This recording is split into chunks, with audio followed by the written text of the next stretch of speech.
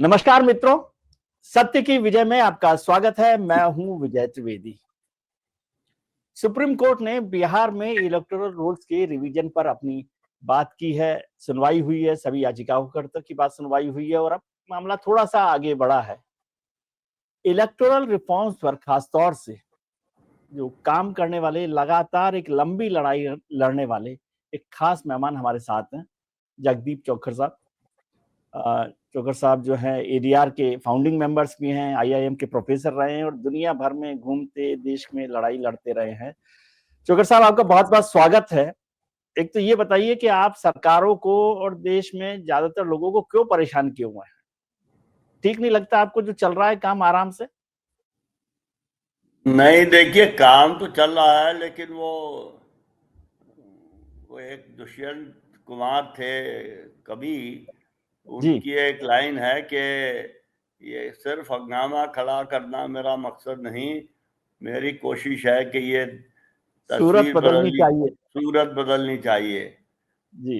तो हम कोशिश करते रहते हैं सूरत बदलने की, लेकिन सूरत बदलती नहीं। तो जब तक सूरत नहीं बदलेगी, हंगामा करना भी हम लोग शायद ना छोड़ें।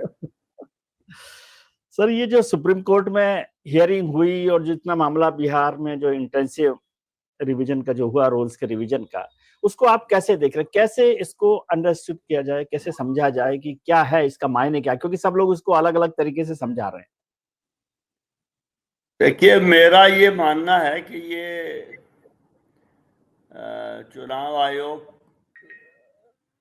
अगर मतदाता सूची को ठीक करने की कोशिश कर रहा है तो बड़ी अच्छी बात है, लेकिन अच्छा काम भी अगर आप करें तो वो फिर ठीक तरीके से या अच्छे तरीके से ही करना चाहिए। अगर अच्छा काम गलत तरीके से करने की कोशिश की जाए तो मैं समझता हूँ वो मुश्किल होगी। एक उदाहरण मुझे ख्याल आता है, वो शायद पूरा ठीक ना हो, कि कुछ साल पहले अमेरिका ने ये फैसला किया था कि इराक में लोकतंत्र लाएंगे। अब लोकतंत्र लाना तो कम से कम मेरे ख्याल में तो अच्छी बात है, लेकिन जिस तरीके से वो लोकतंत्र लाने की कोशिश की कि लाखों लोगों को मार दिया, पूरे देश में बमबारी कर दी, तो वो तरीका गलत था। एक अंग्रेजी में वो एक कहावत है, एक होता है एंड्स और मीन्स। यस, कि जो आपका उद्देश्य है वो तो बड़ा अच्छा है, लेकिन वहां जाने का, वो रास्ता। उद्देश्य प्राप्त करने का जो तरीका है वो भी अच्छा ही होना चाहिए। तो ये यहाँ मुझे लगता है कि उद्देश्य तो अच्छा है। अब क्योंकि काफी विस्तार पूर्वक बात इस पे देश में हो चुकी है, तो उद्देश्य अच्छा है और करना चाहिए, लेकिन उसमें मुझे दो दिक्कतें नजर आती हैं। जी। एक तो ये कि इसमें वो नागरिकता का इन्होंने पेच डाला हुआ है। तो कल सुप्रीम कोर्ट में भी जजों ने एक दो दफा कहा कि नागरिकता के क्यों आप पीछे पड़े हैं। एक तो वो गलत है।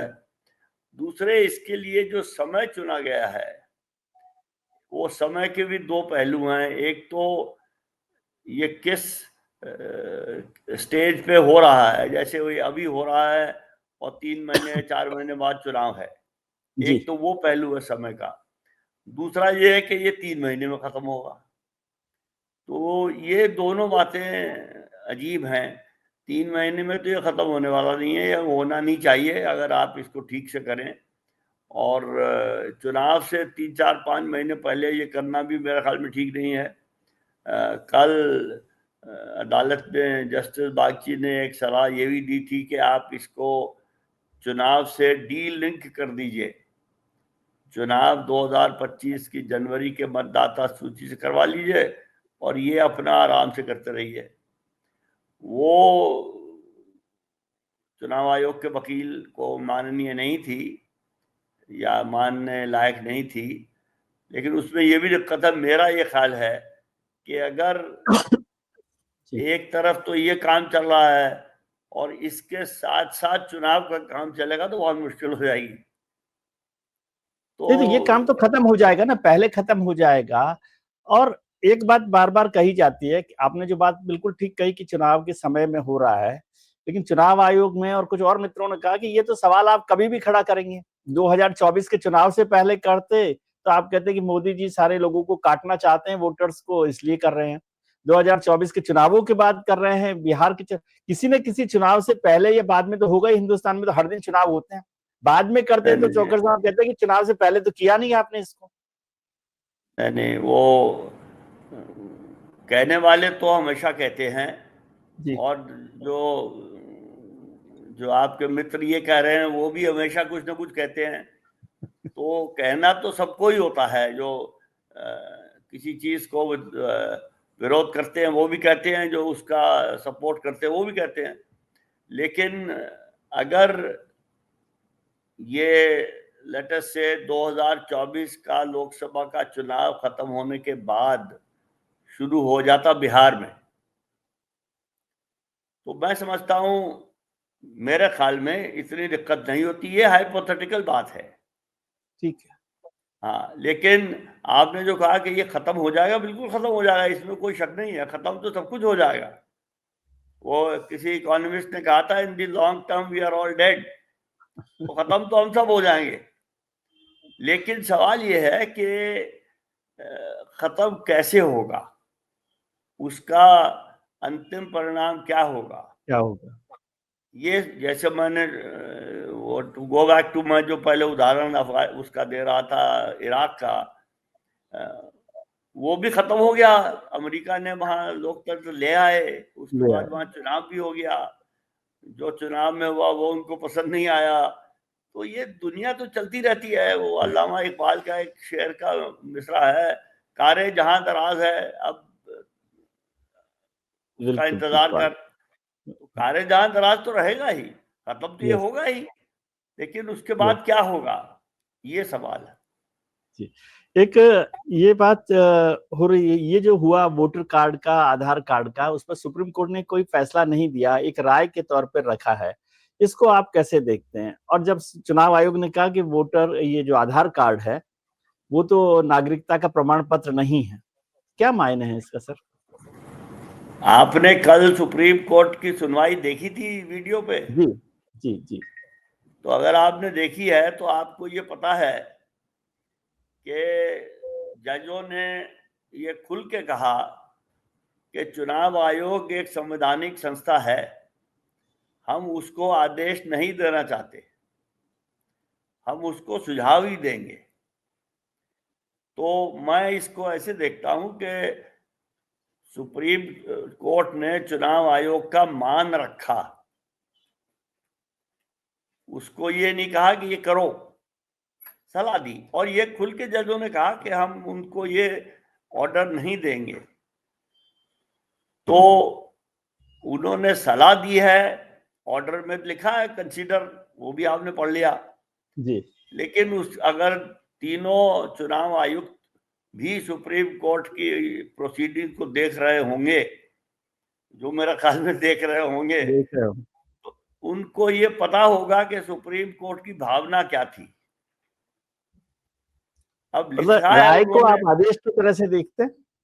नहीं, राय तो उन्होंने लिख के दी है। जो चर्चा में जो मुझे समझ में आया, हो सकता है मुझे गलत समझ में आया हो, चर्चा में उन्होंने कहा ये कि, यानी दूसरे शब्दों में कहा कि देना तो आदेश चाहिए, लेकिन क्योंकि ये संवैधानिक संस्था है इसलिए इसको आदेश नहीं देंगे। जी। तो अब उसको आप सलाह मांगे कि आदेश माने, ये तो आपकी मर्जी है। वो एक कहावत है कि, यानी थोड़ी सी वो ज्यादा शराफत की कहावत नहीं है। वो कहते हैं काने को काना नहीं कहते, उसको समदर्शी कहते हैं। और समदर्शी का तो अर्थ बहुत से लोगों को पता नहीं होता। तो लोग कहते हैं समदर्शी का क्या मतलब है, तो कहते हैं वो ये सबको एक ही आंख से देखता है। तो सलाह और आदेश, ये जिसने प्रोसीडिंग देखी है उसको तो पता है जी, या उसको जो पता है मैं नहीं जानता, कम से कम मुझे पता है प्रोसीडिंग देख के। हाँ, अगर तो मैं सिर्फ, आप इससे संतुष्ट हैं? आप इससे संतुष्ट हैं? मतलब मैं, देखिए, संतुष्ट, मैं पूरी तरह संतुष्ट भी नहीं हूं, और पूरी तरह असंतुष्ट भी नहीं हूं। जो सुप्रीम कोर्ट ने आदेश कल लिखवाया है वो मेरे ख्याल में किसी हद तक जाता है, लेकिन वो पूरा काम नहीं करता। तो मैंने कल लोगों को कहा कि भाई इससे अच्छा भी हो सकता था, इससे खराब भी हो सकता था। लोगों ने कहा खराब कैसे होता? मैंने कहा हमारी पिटीशन डिसमिस हो जाती। जिसमें डिसमिस तो नहीं हुई। अब भाई थोड़ा दरवाजा खुला है, थोड़ी उम्मीद है कि आगे कुछ काम कर सकते हैं। तो पूरी तरह संतुष्ट तो मैं नहीं हूं इससे। जी सर, कुछ मित्र लोग ये कहते हैं, जो आपके भी मित्र हैं, हमारे भी मित्र हैं, वो कहते हैं कि चुनाव आयोग के हर एक्शन पर सवाल उठाने का क्या मतलब है? वो यदि निरीक्षण करता है तो आप सवाल उठाते हैं, वोटर लिस्ट को लेकर सवाल होता है, महाराष्ट्र के चुनावों को लेकर सवाल हुआ, ईवीएम को लेकर सवाल हुआ, हर तरह का सवाल हुआ, और इससे जो हमारा आम आदमी है उसका इतनी बड़ी संवैधानिक संस्था पर भरोसा उठता है। दूसरा उनका पक्ष ये है कहने का कि चुनाव तो इतने सारे करवाते हैं वो लोग, साल में कितने चुनाव हो जाते हैं, हर साल जितने चुनाव हो रहे हैं, और उसमें कोई पार्टी आती है, कोई दूसरी पार्टी आती है, तो बदलते जा रहे हैं, एक बड़ा बदलाव भी हुआ है। तो फिर कैसे इसको आप देखते हैं?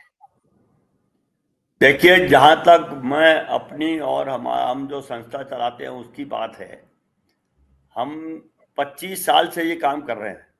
जी। हमने 1999 में पहली अपनी जनहित याचिका डाली थी। उस वक्त भी चुनाव आयोग को हमारी बात ठीक नहीं लगी थी, और चुनाव आयोग ने कोर्ट में एफिडेविट दिया था कि ये काम नहीं हो सकता।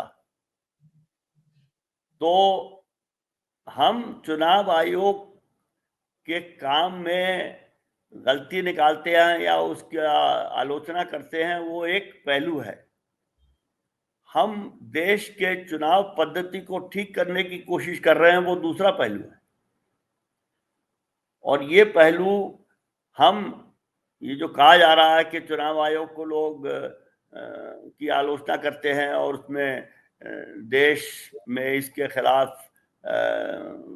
हो जाएगा, ट्रस्ट इसका कम हो जाएगा, लोकतंत्र में लोगों का विश्वास खत्म हो जाएगा। लोकतंत्र में लोगों का विश्वास किस चीज से खत्म होगा या कम होगा या किस चीज से ज्यादा होगा, ये अपने अपने सोचने का तरीका है। लेकिन हमारा ये विचार है कि कोई भी, आपने कहा सरकारें बदल जाती है, हमारा सरकार के बदलने ना बदलने में कोई रुचि है ही नहीं। हमने 1999 में काम शुरू किया जब दूसरा पक्ष सरकार में था। वो भी कह रहे थे, जब हमारी पिटीशन सुप्रीम कोर्ट में आई थी, पहले हाई कोर्ट में गई, फिर सुप्रीम कोर्ट में, वो सत्तारूढ़ दल ने हमारे हाई कोर्ट के जजमेंट के विरुद्ध सुप्रीम कोर्ट में स्पेशल लीव एप्लीकेशन डाली थी।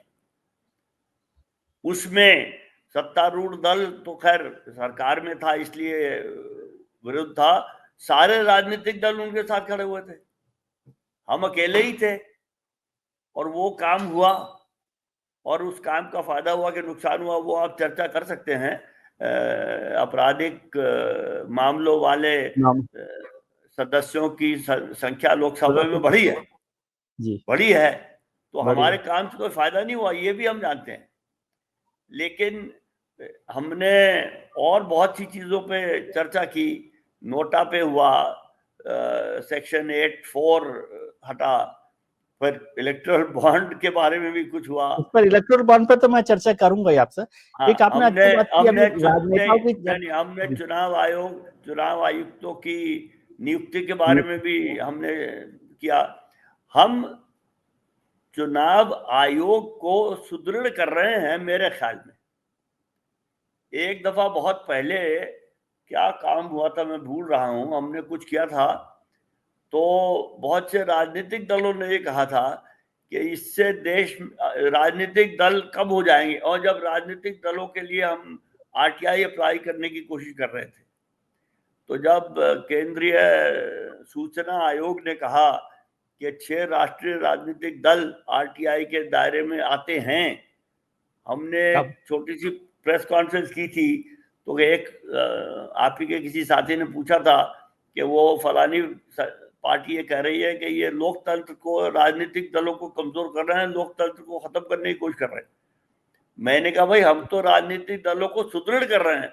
अगर वो आरटीआई के दायरे में आएंगे, सबको उनकी बातें पता लगेगी, तो उनको फिर मुंह छुपाने की जरूरत नहीं पड़ेगी जी। तो हम लोकतंत्र को या चुनाव आयोग को सशक्त कर रहे हैं कि कमजोर कर रहे हैं, ये तो सोचने की बात है। हम अपने हिसाब से चुनाव आयोग को सशक्त कर रहे हैं और 25 साल में, ये भी मैं कह दूं क्योंकि आपने सवाल पूछा है, 25 साल में 15-16 साल तक चुनाव आयोग और हम बहुत मिलकर काम करते थे। चुनाव आयोग को हम कहते थे ये कर दीजिए, अगर वो कर सकते थे तो कर देते थे, नहीं कर सकते थे कहते थे ये ठीक नहीं है, वो हमें समझाते थे, या कहते थे हम ये नहीं कर सकते, आप इसको इस तरीके से करवाइए। कभी कभी वो हमें अपनी तरफ से कहते थे कि ये करवाइए, होना चाहिए यार, हम नहीं कर सकते, तुम करवा दो, हम करवाते थे। तो लेकिन अब पिछले कुछ सालों से हम लोग आपके विचार में, आपके मित्रों के विचार में चुनाव आयोग को बदनाम कर रहे हैं।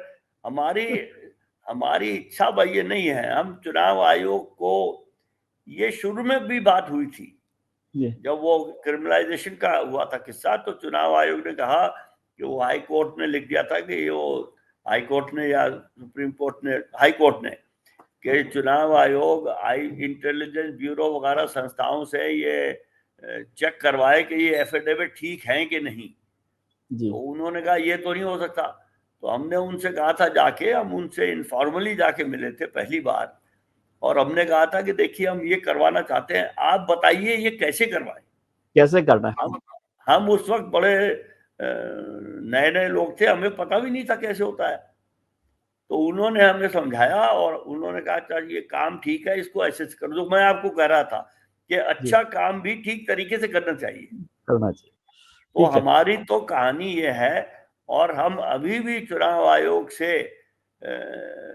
चुनाव आयोग की हम अपने ख्याल में उस वक्त एक चुनाव आयुक्त ने कहा था कि आप वो लोग काम कर रहे हैं जो हमें करना चाहिए, और हम नहीं कर सकते इसलिए आप कर रहे हैं, अच्छी बात है। अब वही पासा पलट गया है, अब हम चुनाव आयोग को बदनाम कर रहे हैं, तो उनको अच्छा नहीं लगा। हाँ हाँ सर, जैसे आपने पॉलिटिकल पार्टीज की चर्चा की, तो एक पक्ष ये वाला भी है जो ऐसी मुद्दे पर बात करते हैं कि कुछ साल पहले सरकार ने कहा कि आधार कार्ड को वोटिंग उससे जोड़ देते, मतदाता पहचान पत्र से, तो ज्यादातर दलों ने उसका विरोध किया। अब आज उलट गया स्थिति, आज सरकार उसको आधार से जोड़ने के खिलाफ हो गई है, और जो विपक्षी दल थे जो उसका विरोध कर रहे थे वो उसके साथ हैं। इसको कैसे आप देखते, क्या मायने क्या है इसका? देखिए, मैं राजनीतिक दलों पे मेरा विश्वास बहुत कम है, और सब पे बराबर अविश्वास है, क्योंकि हम लोग किसी राजनीतिक दल को सपोर्ट नहीं करते, अपोज नहीं करते। वो अपना काम कर रहे हैं, हम अपना काम कर रहे हैं, क्योंकि हम ये कम से कम ये मुझे कहना चाहिए, मेरा ये ख्याल है कि कोई भी राजनीतिक दल देश का हित नहीं देख रहा, और ये चीज मैं 25 साल से देख रहा हूं। वो अपना संकीर्ण निजी हित देखते हैं। आपने आधार कार्ड की बात की, यही बात जीएसटी पे हुई थी, यही बात हर चीज पे होती है कि जब वो सत्ता में होते हैं तो किसी चीज को वो सपोर्ट करते हैं, जब विपक्ष में होते हैं तो उसका अलग काम करते हैं। आधार कार्ड को वोटर आईडी कार्ड से जोड़ने का, जहां तक मुझे पता है, सुप्रीम कोर्ट ने उस पर रोक लगाई थी। लोगों ने पहले कहा था, ये व्यवस्था ठीक लगती है आपको, ये होना चाहिए? देखिए, चुनाव आधार कार्ड से लिंक होना एक बात है, और आधार कार्ड कि वो आइडेंटिटी के तौर पे देख के वोटर कार्ड देना दूसरी बात है। हर चीज का अलग अलग रिश्ता है, और हम लोगों के भी अलग अलग रिश्ते हैं। भाई मैं किसी का भाई हूं, किसी का चाचा हूं, किसी का दादा हूं, किसी का नाना हूं, तो ये नहीं है कि सब रिश्ते एक से हैं। ठीक है। आधार कार्ड का वोटर कार्ड से लिंक होना मेरे ख्याल में लिंक होना ठीक नहीं है, क्योंकि जैसे डुप्लीकेशन या फेक आधार कार्ड भी बन रहे हैं। तो वैसे ही वोटर तो कार्ड दिल्ली में स्कूटर रिक्शा के पीछे लिखा रहता है आधार कार्ड के लिए इस नंबर को डायल कीजिए, और जैसे आधार कार्ड बने थे आपको भी याद है कैसे बने थे। और मैं अभी आधार कार्ड से कुछ करने गया था मेरा, तो देखिए आधार कार्ड का भी सिस्टम फूल प्रूफ नहीं है और वोटर कार्ड का भी फूल प्रूफ नहीं है। सर फुल प्रूफ सिस्टम तो कोई नहीं है। अब इससे एक हाँ। बहस हुई जो मुझे लगता है कि सरकार वहां तक जीरो इन करना चाहती है कि सिटीजनशिप को लेकर बहस हुई अभी इस पर कि सिटीजनशिप का कोई, अब हिंदुस्तान में तो सिटीजनशिप को लेकर कोई सर्टिफिकेशन है नहीं, कोई कार्ड तो आपको मिलता नहीं है। तो क्या हम उस तरफ बढ़ रहे हैं कि सिटीजनशिप पर पहुंच जाएं? और फिर आप कहेंगे कि ये एनआरसी बना रही है सरकार तो लोग उसका विरोध करेंगे। क्या आपको जरूरत लगती है कि सिटीजनशिप का कोई कार्ड होना चाहिए, रजिस्टर होना चाहिए? देखिए पहली बात तो ये है जो मुझे पहले कहनी चाहिए थी, मैं भूल गया, कि मैं सरकार को क्रिटिसाइज नहीं करता, क्योंकि सरकार राजनीतिक दलों से बनती है। वही राजनीतिक दल जो आज सरकार में हैं, जब ये विपक्ष में थे तो इनका ओपिनियन कुछ और था, और जो दल आज विपक्ष में है जब वो सरकार में होते हैं उनका व्यू कुछ और होता है। तो सरकार तो एक यानी ये गलत बात है ये कहना, सरकार तो एक पुतला है। मतलब मैं इस व्यवस्था पर आपसे सवाल करना चाहता हूँ। नहीं, सरकार स्थायी नहीं है। सरकार तो पुतला है, कठपुतली है, उसको जो चला रहा है खेल तो वहां से होता है।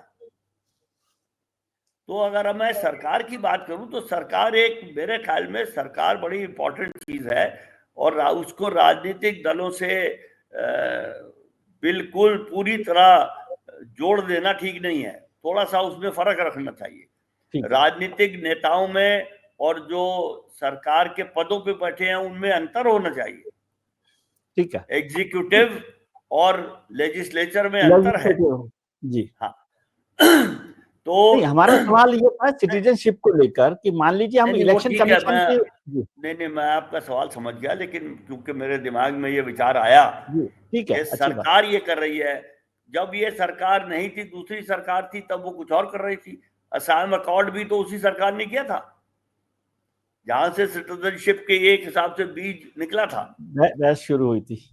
हाँ, तो सरकार को तो छोड़ दीजिए, आप राजनीतिक दलों की बात करिए।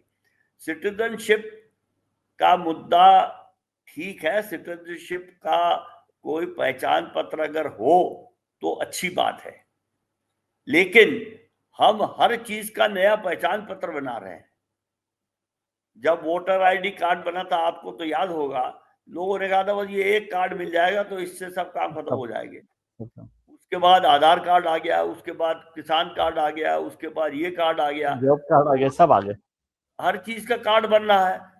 तो हम इसको फैला रहे हैं बात को, एक तरफ वही सरकारें और वही दल कार्ड बढ़ा रहे हैं और एक तरफ ये कह रहे हैं। इसलिए मैं कहता हूं कि कोई भी राजनीतिक दल देश के बारे में नहीं सोचता, और सिचुएशन ऐसी हो गई है कि मैं तो खैर मेरे में तो बहुत खराबी है, मैं तो बहुत निराशाजनक आदमी हूं, लेकिन राजनीतिक दलों में भी लोगों का विश्वास कम हो गया है, बल्कि मेरे ख्याल में तो है ही नहीं।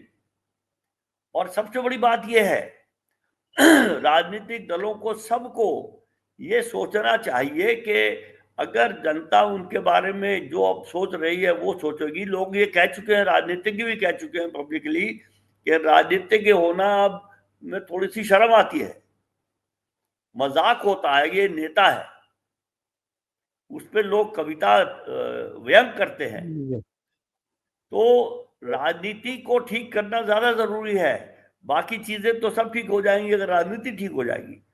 और उसके लिए यार बुरा ना माने क्योंकि मेरा विचार चल पड़ा है, मैं आपको ये भी कह दूं, जब तक राजनीतिक दल आंतरिक रूप से लोकतांत्रिक नहीं होंगे ये बीमारी खत्म नहीं होगी। वो तो और मुश्किल सवाल है करते रहे जी। वो तो और मुश्किल सवाल है। वो देखिए, मुश्किल काम करने पड़ेंगे। यही तो दिक्कत है। हम पिछले कई वर्षों से, पिछले 20-30 वर्षों से आसान काम कर रहे हैं, लो हैंगिंग फ्रूट पे लगे हुए हैं सब। अरे भाई, जो फ्रूट ऊपर है उसको तोड़ना पड़ेगा, या जो ज्यादा नीचे है उसको खोदना पड़ेगा। जी। तो तो मैं ये राजनीतिक दलों, जी हाँ बोलिए, सॉरी। जी जी नहीं, तो मैं ये मानूं कि आप इसके पक्ष में हैं क्या मैं ये ठीक समझ रहा हूँ, सिटीजनशिप कार्ड को लेकर या रजिस्ट्रेशन को लेकर? मैं इसके पक्ष में हूं, अगर ये सही इच्छा से और सही मंशा से किया जाए तो। जी। अगर ये इस मंशा से किया जाए कि कुछ लोगों को जरा सेकंड क्लास सिटीजन बनाना है, कुछ को फर्स्ट क्लास बनाना है, तो मैं इसके विरुद्ध हूं। जी सर, एक बड़ा काम आपने किया। वैसे तो आप इलेक्टोरल रिफॉर्म पर और पॉलिटिकल करप्शन और रिफॉर्म पर बहुत काम आपने किया, लेकिन ये जो बड़ा काम हुआ इलेक्टोरल बॉन्ड्स का, इलेक्टोरल बॉन्ड सिस्टम को खत्म किया गया, उसकी ट्रांसपेरेंसी को मसले पर सवाल हुआ, जो सब हुआ। लेकिन क्या आप समझते हैं कि ये काम पूरी तरह से ठीक हो गया? और दूसरा, जो पॉलिटिकल डोनेशन की बात है या इलेक्शन के लिए डोनेशन की बात है, वो अब ज्यादा ट्रांसपेरेंट हो गई, क्योंकि अब तो कोई सिस्टम ही नहीं बचा। हाँ, ये आपने बड़ी अच्छी बात कही, अब कोई सिस्टम ही नहीं बचा। मैं आपसे ये सवाल पूछूं कि इलेक्टोरल बॉन्ड आने से पहले कोई सिस्टम था? नहीं था, तभी तो वो सरकार ने कहा कि हम ये सिस्टम लाना चाहते हैं। नहीं, तो फिर राजनीतिक दल कैसे चल रहे थे? सबके सब चल रहे थे, कोई एक राजनीतिक दल नहीं चल रहा था या दो नहीं चल रहे थे, सारे चल रहे थे। वो अभी भी चल रहे हैं। तो मैंने उस वक्त जब ये इलेक्टोरल बॉन्ड की चर्चा चल रही थी मैंने तब भी एक कहीं लेख लिखा था कि there was life before electoral bonds and there will be life after electoral bonds. तो सिस्टम तो था और सिस्टम है, वो सिस्टम गलत है। इलेक्टोरल बॉन्ड का सिस्टम ने इसकी गलती ठीक करने की बजाय गलती को और ज्यादा बढ़ा दिया था, मेरे विचार। इलेक्टोरल बॉन्ड स्कीम का असंवैधानिक घोषित होना अच्छी बात थी, लेकिन आपने कहा कि वो बात ठीक हो गई। वो बात ठीक हो गई, लेकिन पूरी तरह से ठीक नहीं हुई। जी, वही बात। जो पैसा राजनीतिक दलों को एक असंवैधानिक स्कीम के थ्रू मिला था, वो पैसा वापस होना चाहिए था। मैंने तो ये कहा था कि वो पैसा वापस होके उन लोगों को नहीं मिलना चाहिए जिन्होंने असंवैधानिक रूप से वो पैसा दिया। वो राष्ट्रीय प्रधानमंत्री कोष में जाना चाहिए, लेकिन वो नहीं किया सुप्रीम कोर्ट ने। लेकिन जो हुआ, लेकिन आप पॉलिटिकल डोनेशन का जो सिस्टम है वो ट्रांसपेरेंट हो गया क्या आपके हिसाब से? ट्रांसपेरेंट नहीं हुआ वो तो। अरे भाई, उसके पीछे भी तो पहले से पड़े हुए हैं। इलेक्टोरल बॉन्ड आने से पहले वो आरटीआई क्यों लगवा रहे थे राजनीतिक दलों पर? वो नहीं लगा। सीआईसी ने यूनानिमसली फुल बेंच ने फैसला दे दिया कि ये है, राजनीतिक दलों ने नहीं माना। अब हम सुप्रीम कोर्ट में बैठे हैं पिछले पता नहीं 9-10 साल से, सुप्रीम कोर्ट उस केस को सुन नहीं रही है, तो क्या करें? तो अभी नहीं हुआ ट्रांसपेरेंट। मैंने ये कहा ये इलेक्टोरल बॉन्ड की वजह से ट्रांसपेरेंट हो जाएगा। नहीं, मैं तो कह रहा हूँ इलेक्टोरल बॉन्ड की वजह से जो नॉन ट्रांसपेरेंसी या ओपेसिटी थी, उसको कानूनी जामा पहना दिया गया था, जो मेरे हिसाब से गलत था। और अब मैं बड़ी ह्यूमिलिटी से कहता हूं, सुप्रीम कोर्ट के ख्याल में भी गलत था। नहीं, वो ठीक है, लेकिन अब आप जैसे विद्वान लोग ही तो बता सकते हैं क्या रास्ता, क्या नया एक रास्ता तो ठीक है, खत्म करना तो ठीक है। तो भाई साहब बड़ा आसान है। जब ये डीमोनेटाइजेशन हुआ था, तब बड़े से बड़े नेताओं ने कहा था कि सारा काम पेटीएम से करिए। रिक्शे वाले को भी आपको 20 रुपए देने, पेटीएम से दीजिए। और अब लोग देते भी हैं। सब्जी वाले को आपको 51 रुपए 50 पैसे देने हैं, आप ये वो यूपीआई से दीजिए।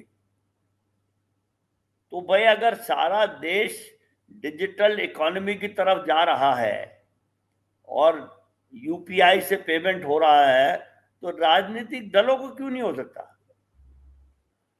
राजनीतिक दलों को सारा पैसा डिजिटली मिले और उनका सारा खर्चा डिजिटली हो, इससे आसान कुछ हो नहीं सकता। कुछ हो नहीं सकता। और इससे ट्रांसपेरेंसी पूरी की पूरी आ जाएगी। लेकिन राजनीतिक दलों को तो 2000 रुपए कैश में लेने की जरूरत है, ये दिक्कत है। देखिए, सल्यूशन बड़े सिंपल हैं, लेकिन करने की इच्छा होनी चाहिए, इच्छा शक्ति की बात है। हर काम का मैं इसमें पूरा यकीन रखता हूं, हालांकि ये बड़ी बात है ये कहना, और छोटा मुंह बड़ी बात है कि सिंपल सल्यूशन हर चीज के हैं। अगर हम वो काम करना चाहें, हम वो क्या इलेक्ट्रल बॉन्ड में क्या दिक्कत थी? तत्कालीन वित्त मंत्री ने कहा था कि 70 साल से ट्रांसपेरेंसी नहीं आई है पॉलिटिकल फंडिंग में, हम ट्रांसपेरेंसी लाएंगे, और हमने इलेक्ट्रल बॉन्ड इशू कर दिए हैं, इलेक्ट्रल बॉन्ड इशू करेंगे। और एक उसमें बड़ा महत्वपूर्ण वाक्य था जो मैं उस दिन से और अब तक याद कर रहा हूं कि the bond will be in the nature of bearer bonds, the identity of the donor will be anonymous. तो वह ट्रांसपेरेंसी और अनोनिमिटी को हम अगर इकट्ठा रखेंगे तो दिक्कत होगी।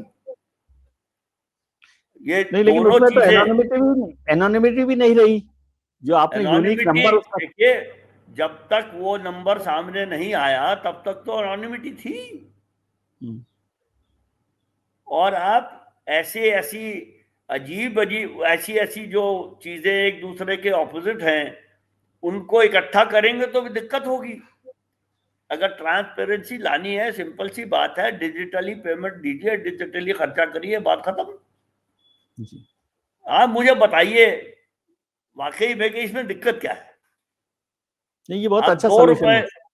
2 रुपए की चाय तो नहीं मिलती, 5 रुपए या 10 रुपए की मिलती है। आप मैं चाय पीता हूं, डिजिटली देता हूं मैं ये चाय वाले को 10 रुपए, ठीक है?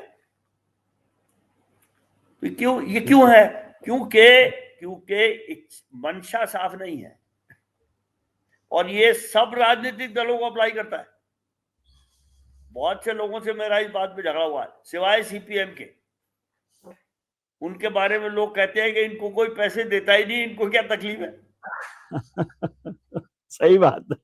हाँ, बीआरएस ने पैसे लिए, टीएमसी ने पैसे लिए, खुल के लिए, वो लॉटरी वाले से किस ने नहीं लिए?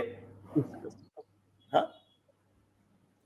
नहीं, तो आप क्या कर रहे हैं कि बिल्ली के गले में ही घंटी बांध रहे हैं, और अपने गले में घंटी कौन बांधता है?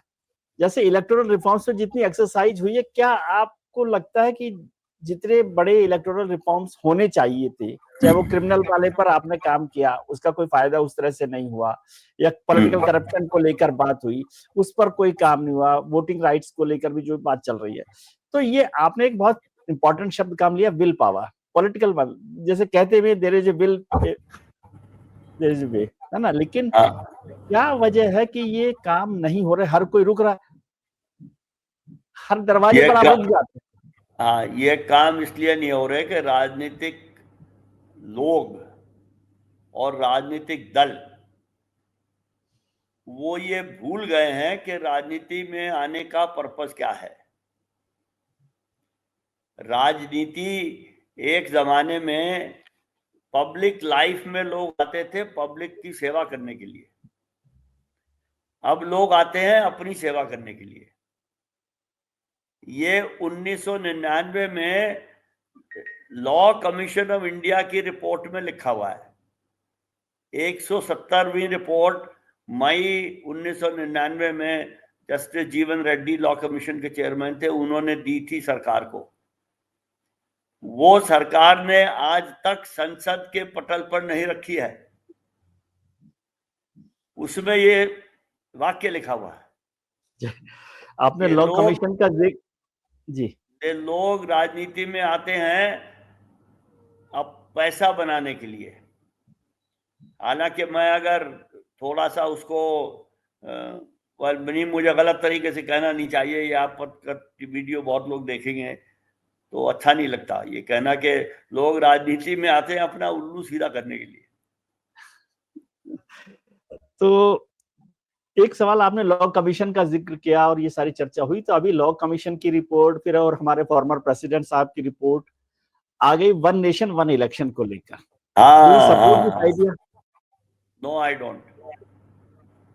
मैं लॉ कमीशन में गया था जब वो इस पे विचार कर रहा था, तो मैंने कहा मैंने एक 44 पन्ने का पेपर लिखा है जो Hindu centre for policy and public Hindu centre for politics and public life, नहीं पब्लिक पॉलिसी, उसमें छापा भी है उन्होंने, 2018 में शायद लिखा था। तो मैं वहां गया था लॉ कमीशन में, उन्होंने बुलाया, कहा था भाई जिसको आना है वो आयो, मैं चला गया था। तो वहाँ काफी चर्चा हुई, 1-2 घंटे चर्चा हुई। तो एक कोई सदस्य थे लॉ कमीशन के, उन्होंने ये कहा मुझे कि अगर सारे राजनीतिक दल इस बात पे मान जाएं कि वन नेशन वन इलेक्शन होना चाहिए तो फिर आप क्या कहेंगे। मैंने कहा मैं फिर भी इसके खिलाफ ही रहूंगा और मैं इसके खिलाफ सुप्रीम कोर्ट तक जाऊंगा। कहने लगे आपको क्या तकलीफ है? मैंने कहा क्योंकि मैं नागरिक हूं और चुनाव सिर्फ राजनीतिक दलों की बपौती नहीं है, चुनाव में नागरिकों का भी कुछ हिस्सा है। तो वो तो चल रहा है, उस पर तो मैं उसके नहीं विरुद्ध नहीं, हूं। क्या लॉजिक आप देते हैं, क्या आपका क्या तर्क है कि नहीं होना चाहिए? तर्क बहुत सारे हैं, कोई एक तर्क नहीं है, क्योंकि जितने तर्क दिए गए हैं उसमें सबसे बड़ा तर्क ये दिया गया है, अब आपने पूछा है तो फिर मैं बता ही देता हूं कि इसमें बहुत खर्चा होता है और वो खर्चा फिर विकास में लग जाएगा अगर इलेक्शन कम होंगे। ये एक वजह है जिसको सुन के मुझे बहुत दुख हुआ सच में, कि हम लोकतंत्र की बोली लगा रहे हैं कि लोकतंत्र सबसे सस्ता होना चाहिए। ये हालत हो गई है। तो भाई अगर लोकतंत्र हमें सबसे सस्ता चाहिए तो चल ही रहा है ना, तो चुनाव कराने की जरूरत क्या है? चलने दो, बैठे हैं लोग अपना अपना काम कर रहे हैं, हम अपना काम कर, देश सारा अपने काम कर रहा है। तो जो उन्होंने इसकी कारण बताए हैं वो कारण सब मेरे हिसाब से वाजिब नहीं है, और मैं इस पे फिर भाषण देने लगूंगा, वो 44 पन्ने का कागज है, ठीक है, वो आखिरी पब्लिक सवाल डोमेन में है। हाँ जी ठीक है, आखिरी सवाल मैं समझना चाहता हूँ, सारे पूरी जो किताब है, दुकान है, वो सारी चुनाव आयोग को लेकर है, और एक बहस हुई चुनाव आयोग में नियुक्तियों को लेकर, चुनाव आयुक्त और मुख्य चुनाव आयुक्त की नियुक्ति को लेकर सुप्रीम कोर्ट ने जो आदेश दिया, ऑब्जर्वेशन दिया था कि भाई जब तक, मतलब उसको भी हम लोग गलत तरीके से डील करते हैं, चुनाव सुप्रीम कोर्ट ने तो कहा नहीं था सरकार को कि आप सीजेआई को या जज को रखें, उनका एक ऑब्जर्वेशन था कि जब तक आप कानून नहीं बनाए। अब सरकार ने कानून बना दिया, उसमें जज को नहीं रखा, इस पर एक बहस हो सकती है, लेकिन सरकार की तरफ से तर्क यह है कि वैसा जब आप अकेला मेंबर, एक सरकार में पता भी नहीं होता था किसको बनाना है, कौन बना रहा है, तब तक तो आपको ठीक था, और आज एक पूरा सिस्टम है, विपक्ष का नेता है, ये है, और जजेस के लेकर तो वो आजकल वैसे ही बड़ी विवाद चल रहा है कि हर चीज में जज का होना क्या जरूरी है।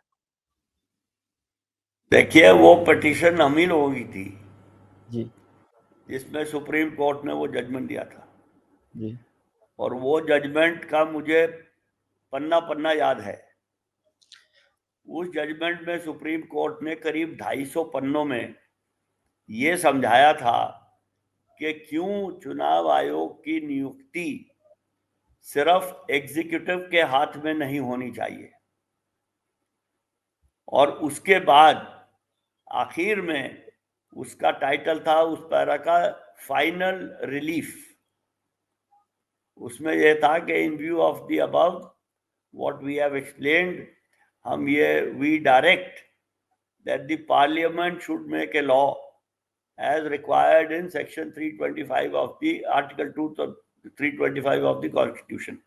यस, क्योंकि संविधान में लिखा हुआ था कि नियुक्ति होगी राष्ट्रपति के द्वारा एक कानून जो संसद बनाएगा उसके अंतर्गत। वो कानून 75 साल तक किसी ने नहीं बनाया था, सारी सरकारें उसमें शामिल है। दूसरी उनकी जो फाइनल रिलीफ था कि जब तक वो कानून नहीं बनता तब तक इस कमेटी के सुझाव के बाद राष्ट्रपति को ये बनाना चाहिए, उसमें चीफ जस्टिस भी होने चाहिए। अब वो भी यही बात है कि सुप्रीम कोर्ट ने कानून का पूरा पालन किया कि सुप्रीम कोर्ट संसद को आदेश नहीं देना चाहती, लेकिन सर, जो जब इतना महत्वपूर्ण मसला हो, एक मिनट, उससे पहले जो 250 पन्ने हैं उनमें ये सब उसमें बार बार लिखा है कि इंडिपेंडेंट होना चाहिए।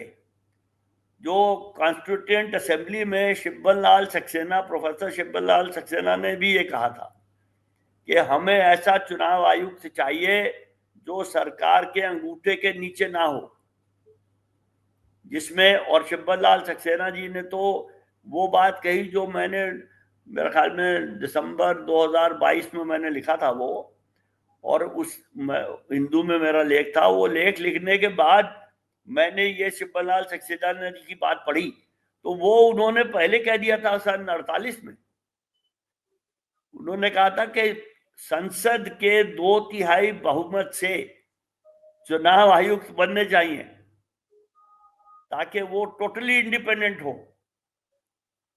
तो ये वही बात है कि सुप्रीम कोर्ट की जो जजमेंट है, मैं उसकी पूरी व्याख्या तो करूंगा तो फिर वही समय हो जाएगा। तो उसमें ये बड़ी क्लियरली 250 पन्ने में लिखा है कि क्यों ऐसा होना चाहिए। तो सरकार ने, जो संसद ने, उसकी वो कहते हैं they follow the letter of the law not the but not the spirit of the judgment. उसकी स्पिरिट कुछ और थी और जो कानून बना वो कुछ और था। हम सुप्रीम कोर्ट में दोबारा गए हैं उस कानून की संवैधानिक रिव्यू के लिए। हाँ, उसको आप कह रहे हैं ये असंवैधानिक है और वो सुप्रीम कोर्ट फैसला करेगी जी। तो देखिए, आपने तो कहा सरकार ने, मैं तो कह रहा हूं संसद ने कानून बनाया जी। संसद भी कोई, देखिए देश संविधान से चल रहा है, संसद भी संविधान की बनाई हुई है। आप धनखड़ साहब को सुनते नहीं शायद। मैं उनको, धनखड़ मैं साहब ने सुनता कहा तो है, मैं किसी धनखड़ को साहब ने सुनता कहा नहीं है कि हूँ, संसद सुप्रीम है। मैं किसी को सुनता नहीं हूँ, मैं सबको पढ़ता हूँ। और धनखड़ साहब का और मेरा पहला नाम एक ही है तो मैं उस पर जरा ज्यादा ध्यान देता हूँ। तो उन्होंने उन्होंने कहा कहा सुप्रीम है। उन्होंने कहा है संसद, लेकिन गवाई साहब ने भी कहा है कि संसद सुप्रीम नहीं है और संविधान सुप्रीम है जी। और गवाई साहब ने ये नहीं कहा कि उच्चतम न्यायालय सुप्रीम है या जुडिशरी सुप्रीम है। ये अब कोई कुछ भी कहता रहे, लेकिन और संविधान को इंटरप्रेट करने का अधिकार संविधान ने ही सुप्रीम कोर्ट को दिया है। और उसकी वो तो ये भी कहा जा रहा है कि केशवानंद भारती की जजमेंट भी बेकार है, उसको भी खत्म करो। 13 जजेस की जजमेंट है, अब जब खत्म हो जाएगी तो हो जाएगी, तब देखेंगे। लेकिन देखिए, कहना बड़ा आसान होता है और मैं किसी व्यक्ति विशेष पे टिप्पणी नहीं करना चाहता, लेकिन कहना आसान होता है, करना मुश्किल होता है। तो मेरे हिसाब से तो जजों में, सॉरी, अब हाँ, जजों की नियुक्ति की बात भी हो सकती है। मैं भी जजों की नियुक्ति पे कभी कभी टिप्पणी करता हूँ और मुझे भी पता है, मेरे विचार में बहुत सी जजेस की नियुक्तियां हैं जो ठीक नहीं है। मैंने इस पे लेख लिखे हैं कि फलाने आदमी को, और व्यक्ति विशेष पे मैंने लेख लिखा है कि इस आदमी को सुप्रीम कोर्ट नहीं ले जाया गया, ये बहुत गलत बात है। और मैंने ये भी लिखा था कि जब हमारे एक चीफ जस्टिस एक स्टेट के गवर्नर बन गए थे पहली दफा, अब तो बहुत बन गए हैं, अब तो बहुत, जब पहली दफा बने थे तो मैंने लिखा था कि इन्हीं सज्जन ने राष्ट्रपति को शपथ दिलाई थी जब ये मुख्य न्यायाधीश थे, और अभी ये गवर्नर बने हैं तो इनको हाई कोर्ट के न्यायाधीश इनको शपथ दिला रहे हैं। इनको अपने पद की गरिमा का ध्यान रखना चाहिए। देखिए, दूध का धुला कोई नहीं है, मैं भी नहीं हूं, लेकिन मैं किसी सरकारी पद पे नहीं हूं। चलेगा। और अच्छी बात है सर। आलोचना नहीं, आलोचना ये सुनने में आता है कि जवाहरलाल नेहरू ने एक लेख लिखा था कहीं किसी और नाम से अपनी आलोचना करते हुए,